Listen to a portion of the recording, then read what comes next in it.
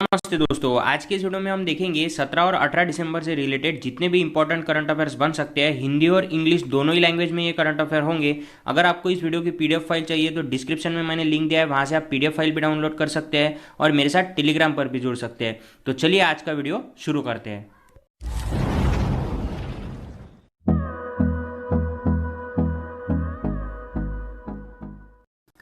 आज का वीडियो शुरू करने से पहले हम नजर डालेंगे जो होमवर्क का क्वेश्चन था वो क्या था। तो क्वेश्चन था which Indian tennis player wins ITF doubles title in Dubai.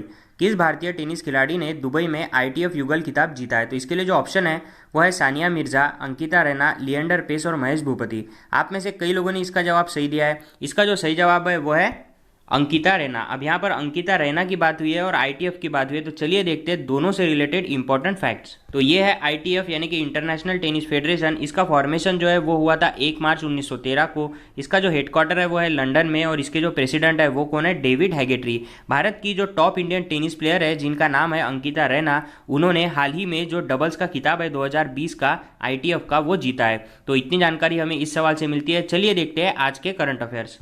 आज के करंट अफेयर में जो हमारा पहला सवाल है वो है what is the rank of India in human development index 2020।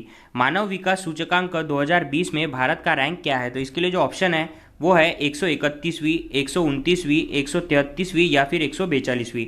तो इस सवाल का जो सही जवाब है वो है 131वीं। अब यहाँ पर ह्यूमन डेवलपमेंट इंडेक्स की बात हुई है तो इसके बारे में मैं डिटेल में आपको आगे बताता हूँ। और भारत की रैंक 131वीं आई है और 129वीं रैंक किसकी आई है, तो ये आई है भूटान की। उसके बाद में यहाँ पर हमें ये दिख रहा है कि 133 दिख रहा है, तो 133वीं रैंक किसकी आई है, तो ये आई है बांग्लादेश की। उसके बाद में हमें 142 दिख रहा है, तो 142 रैंक किसकी आई है, तो वो आई है नेपाल की। उसके बाद में चलिए अब देखते हैं ह्यूमन डेवलपमेंट इंडेक्स से रिलेटेड कुछ इंपॉर्टेंट फैक्ट्स। अब सबसे महत्वपूर्ण बात, जो ह्यूमन डेवलपमेंट इंडेक्स है वो जारी कौन करता है, तो वो जारी करता है यूएनडीपी। यूएनडीपी यानी क्या होता है, तो यूनाइटेड नेशन डेवलपमेंट प्रोग्राम। उसके बाद में अब सबसे महत्वपूर्ण बात कि ये जो ह्यूमन डेवलपमेंट इंडेक्स है ये आखिर करा क्यों जाता है, इसका महत्व क्या है। तो इसका महत्व ये होता है कि जो एवरेज अचीवमेंट होती है कंट्रीज के 3 बेसिक डायमेंशन पे, यानी कि लाइफ एक्सपेक्टेंसी, एजुकेशन और कैपिटल इनकम, ये 3 जो बेसिक चीज़ें हैं इनका अध्ययन किया जाता है। और इस अध्ययन में जो देश है वो जो रैंक पर होगा वो रैंक के हिसाब से उसकी जो ह्यूमन डेवलपमेंट का इंडेक्स है वो जारी किया जाता है। उसके बाद में जो यूएनडीपी दिख रहा है तो इसका हेडक्वार्टर कहाँ पर है, तो वो है न्यूयॉर्क में। इसके हेड कौन है, तो वो है एचिम स्टेनर। और इसका फॉर्मेशन कब हुआ था, तो वो हुआ था 22 नवंबर 1965 को। उसके बाद में अब ये जो यूएनडीपी ने ह्यूमन डेवलपमेंट इंडेक्स की लिस्ट जारी की है, इसमें टोटल कितनी 9 कंट्रीज है, तो इसमें टोटल जो है वो 189 कंट्रीज है। उसके बाद में जो 1 नंबर पर कंट्री रही है वो कौन सी रही है, तो वो रही है नॉर्वे। उसके बाद में जो लास्ट कंट्री रही है वो कौन सी रही है, तो वो रही है नाइजीरिया। तो इतनी जानकारी हमें इस पहले सवाल से मिलती है। जो अगला सवाल है वो है who is appointed as vice president of Asia Pacific Broadcasting Union यानी कि ABU. Asia Pacific Broadcasting Union के उपाध्यक्ष के रूप में किसे नियुक्त किया गया है। तो इसके लिए जो ऑप्शन है वो है प्रवीण कुमार पुरवार, शशि शेखर वेम्पत्ति, अमिताभ चौधरी और संजीव चड्ढा। तो इस सवाल का जो सही जवाब है वो क्या है, शशि शेखर वेम्पत्ति। अब यहाँ पर एबीयू की बात हुई है और शशि शेखर वेम्पत्ति की बात हुई है, तो इनके बारे में मैं डिटेल में आपको बताता हूँ। लेकिन यहाँ पर हमें प्रवीण कुमार पुरवार दिख रहा है, तो ये कौन है, तो ये जो है ये बीएसएनएल के सीईओ है। उसके बाद में अब यहाँ पर हमें अमिताभ चौधरी दिख रहा है, तो ये कौन है, तो ये एक्सिस बैंक के सीईओ है। उसके बाद में अभी यहाँ पे हमें संजीव चड्ढा दिख रहा है, तो ये बैंक ऑफ बड़ौदा के सीईओ है। उसके बाद में चलिए देखते हैं एबीयू से रिलेटेड और शशि शेखर से रिलेटेड इंपॉर्टेंट फैक्ट्स। तो ये है एबीयू। एबीयू यानी होता है एशिया पैसिफिक ब्रॉडकास्टिंग यूनियन, जिसका फॉर्मेशन जो है वो हुआ था 1 जुलाई 1964 को। इसका जो हेडक्वार्टर है वो है कोलालमपुर मलेशिया में। उसके बाद में इसके जो प्रेसिडेंट है वो है इब्राहिम इरिन। उसके बाद में ये जो है ये है शशि शेखर वेम्पत्ति, जो कि प्रसार भारती के जो है वो फाउंडर रहे हैं और अब वो एबीयू के वाइस प्रेसिडेंट बने हैं। तो प्रसार भारती से रिलेटेड भी इंपॉर्टेंट फैक्ट्स पता होना जरूरी है। तो प्रसार भारती का जो फॉर्मेशन है वो कब हुआ था, 23 नवंबर 1997 को। और इसका जो हेडक्वार्टर है वो कहाँ पर है, न्यू दिल्ली में। तो इतनी जानकारी हमें इस सवाल से मिलती है। जो अगला सवाल है वो है इंडिया सेलिब्रेटेड विच विजय दिवस ऑन 16 दिसंबर 2020। भारत ने 16 दिसंबर 2020 को कौन सा विजय दिवस मनाया। तो इसके लिए जो ऑप्शन है वो है 39वां, 44वां, 38वां या फिर 49वां। तो इस सवाल का जो सही जवाब है वो है 49वां यानी कि 49th। उसके बाद में अब यहाँ पर किसकी बात हुई है, तो यहाँ पर बात हुई है विजय दिवस की। तो विजय दिवस क्या होता है और ये 16 दिसंबर को ही क्यों मनाया जाता है, इसके बारे में रिलेटेड फैक्ट्स देखते हैं। तो ये है विजय दिवस, जो कि 16 दिसंबर 1971 से मनाया जाने लगा। क्यों मनाया जाने लगा? क्योंकि भारत और पाकिस्तान के बीच जो वॉर हुआ था वो कब से कब तक हुआ था, ये काफ़ी ज़्यादा इंपॉर्टेंट है। तो वो हुआ था 3 दिसंबर 1971 से 16 दिसंबर 1971 तक, यानी 13 दिन ये वॉर चला था। और 16 दिसंबर को जो है वो पाकिस्तान के जो जनरल थे, जिनका नाम क्या था, तो उनका नाम था ए खान नियाजी। इन्होंने उनके जो 93,000 ट्रॉप्स थे, यानी कि 93,000 जो उनके सैनिक थे, उनके साथ जो है वो सरेंडर कर दिया था भारत के सैनिकों के सामने। और इसके बाद ही ये वॉर खत्म हो गई थी 16 दिसंबर 1971 को। इसीलिए भारत जो है वो 16 दिसंबर 1971 को विजय दिवस मनाता है। और एक और बात है जो काफ़ी ज़्यादा इंपॉर्टेंट है, वो ये है कि इस वॉर के बाद ही जो ईस्ट पाकिस्तान था, यानी कि जो पूर्व पाकिस्तान था, उसे बांग्लादेश के रूप में माना जाने लगा। तो ये काफ़ी ज़्यादा इंपॉर्टेंट चीज़ है जो हमें पता होना जरूरी है।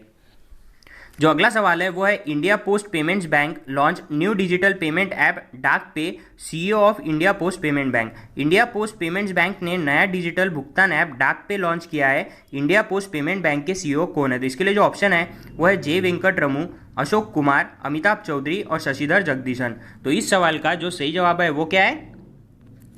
जे वेंकटरमू। अब यहाँ पर इंडिया पोस्ट पेमेंट्स बैंक की बात हुई है और जे वेंकटरमू की बात हुई है, तो इनके बारे में मैं डिटेल में आगे आपको बताता हूँ। लेकिन यहाँ पर हमें क्या दिख रहा है? शशिधर जगदीशन दिख रहा है। तो ये कौन है? तो ये एचडीएफसी बैंक के सीईओ है। उसके बाद में अमिताभ चौधरी जो है वो एक्सिस बैंक के सीईओ है। और अशोक कुमार कौन है? यहाँ पर नया नाम दिख रहा है एक, अशोक कुमार। तो ये कौन है? तो ये उत्तराखंड के नए डीजीपी अपॉइंट हुए हैं। तो इतनी जानकारी हमें इस 3 ऑप्शन से मिलती है। चलिए देखते हैं इंडिया पोस्ट पेमेंट बैंक से रिलेटेड इंपॉर्टेंट फैक्ट्स। तो ये है इंडिया पोस्ट पेमेंट्स बैंक। इसका जो फॉर्मेशन है वो हुआ था 2018 में। इसका जो हेडक्वार्टर है वो है न्यू दिल्ली में। और इसके जो फाउंडर थे, यानी कि इसकी शुरुआत किसने करी थी? तो वो करी थी नरेंद्र मोदी ने। उसके बाद में इसके जो सीईओ है वो कौन है? जे वेंकटरमू। तो इतनी जानकारी हमें इंडिया पोस्ट पेमेंट्स बैंक से पता होना जरूरी है। उसके बाद में जो अगला सवाल है वो है, India science MOU with which country for clean Ganga mission. भारतीय स्वच्छ गंगा मिशन के लिए किस देश के साथ भारत ने समझौता ज्ञापन पर हस्ताक्षर किए हैं? तो इसके लिए जो ऑप्शन है वो है फ्रांस, ब्राजील, स्विट्जरलैंड और नॉर्वे। तो इस सवाल का जो सही जवाब है वो क्या है? नॉर्वे। अब यहाँ पर किसकी बात हुई है? तो क्लीन गंगा मिशन की बात हुई है और नॉर्वे की बात हुई है। तो इनसे रिलेटेड इंपॉर्टेंट फैक्ट्स हमें पता होना काफ़ी ज़्यादा जरूरी है। अब यहाँ पर नॉर्वे की बात हुई है, तो चलिए देखते हैं नॉर्वे से रिलेटेड इंपॉर्टेंट फैक्ट्स।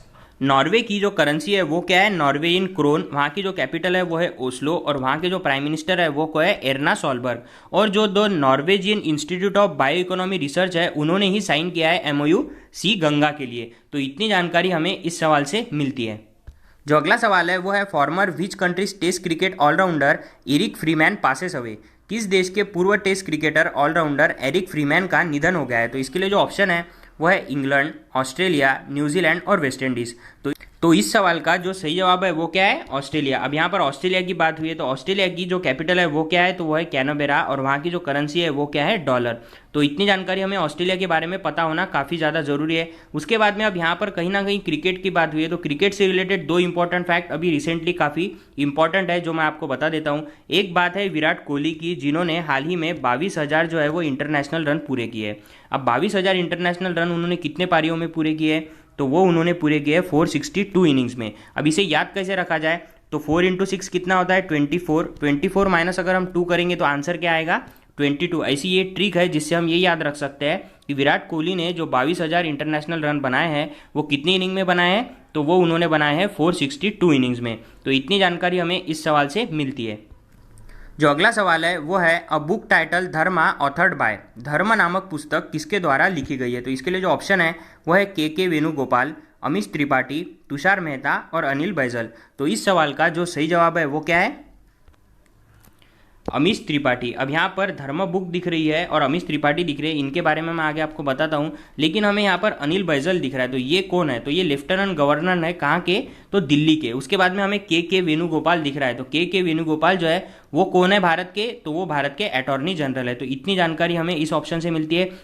चलिए देखते हैं अमीश त्रिपाठी और धर्म से रिलेटेड कुछ इंपॉर्टेंट फैक्ट्स। तो ये वो बुक है जो अमीश त्रिपाठी और भावना रॉय ने जो है वो कंबाइनली ऑथर्ड की है, यानी कि वो को ऑथर्ड है भावना रॉय इसकी और अमीश त्रिपाठी जो है वो इसके ऑथर्ड है। तो ये बुक हमें ध्यान में रखना है। उसके बाद जो अगला सवाल है वो है, Paul Sein Twa receives Goldman environmental prize 2020, he is from which state. Paul Sein Twa ने गोल्डमैन पर्यावरण पुरस्कार 2020 प्राप्त किया है, वह किस राज्य से है? तो इसके लिए जो ऑप्शन है वो है लद्दाख, जम्मू कश्मीर, लक्षद्वीप और मणिपुर। तो इस सवाल का जो सही जवाब है वो है मणिपुर। अब यहाँ पर पॉल सिन टोआ की बात हुई है और मणिपुर की बात हुई है, तो मणिपुर से रिलेटेड इंपॉर्टेंट फैक्ट मैं आपको बता देता हूँ। मणिपुर की जो कैपिटल है वो क्या है, इम्फाल। वहाँ के जो सीएम है यानी कि वहाँ के जो चीफ मिनिस्टर है वो कौन है, एन बीरेन सिंह। और वहाँ के जो गवर्नर है वो कौन है, नजमा हेपतुल्ला। उसके बाद में लद्दाख और जम्मू कश्मीर दिख रहा है, तो ये तो आप स्टेट बचे नहीं है, ये यूनियन टेरिटरी हो गया है। यहाँ पर एक इंपॉर्टेंट फैक्ट इनके बारे में ध्यान में रखना जरूरी है, वो ये है कि लद्दाख और जम्मू कश्मीर जो है वो यूनियन टेरिटरी बने कब थे, तो वो बने थे 31 अक्टूबर 2019 को। ये है पॉल स्विन टोआ जिन्हें ये अवार्ड दिया गया है। अब ये अवार्ड इन्हें क्यों दिया गया है, तो international union for conservation of nature यानी कि IUCN, इनका जो एक क्राइटेरिया होता है इन्वायरमेंटल के लिए, उसमें इन्होंने काफ़ी अच्छा काम किया है एशिया के अंदर, इसीलिए इन्हें ये पुरस्कार दिया गया है। उसके बाद में इसका जो हेडक्वार्टर है वो कहाँ पर है, ग्लैंड, स्विट्जरलैंड में। तो इतनी जानकारी हमें इस सवाल से प्राप्त होती है। उसके बाद जो अगला सवाल है वो है, Eswatini's prime minister Ambrose Dlamini passes away, capital of Eswatini.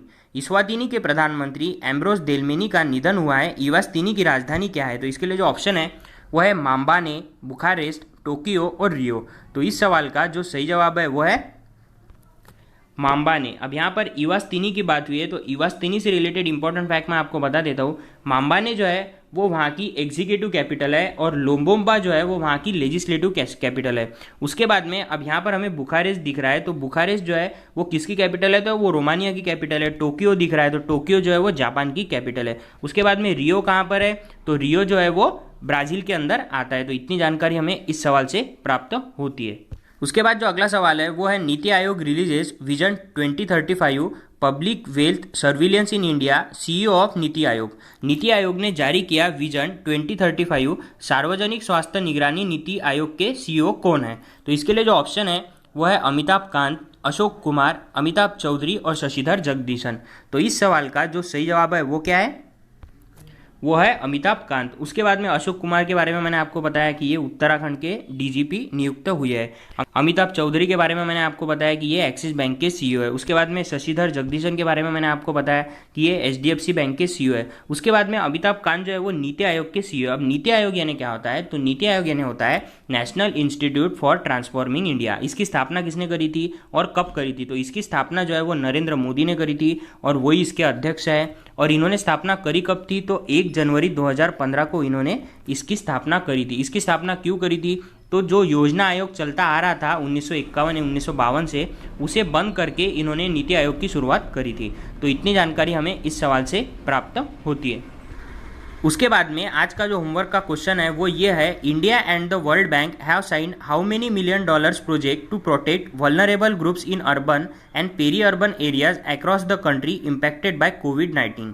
Bharat और विश्व बैंक ने कोविड-19 से प्रभावित देश भर में शहरी और पेरी शहरी क्षेत्रों में कमजोर समूहों की सुरक्षा के लिए कितने $million की परियोजना पर हस्ताक्षर किए। तो इसके लिए जो ऑप्शन है वो है 200, 300, 400 और 500। तो अगर आपको इस सवाल का सही जवाब पता है तो मुझे कमेंट कर जरूर बताइए। और अगर आपको वीडियो अच्छा लगे तो वीडियो को लाइक कीजिए, शेयर कीजिए और चैनल को सब्सक्राइब करना मत भूलिएगा। धन्यवाद।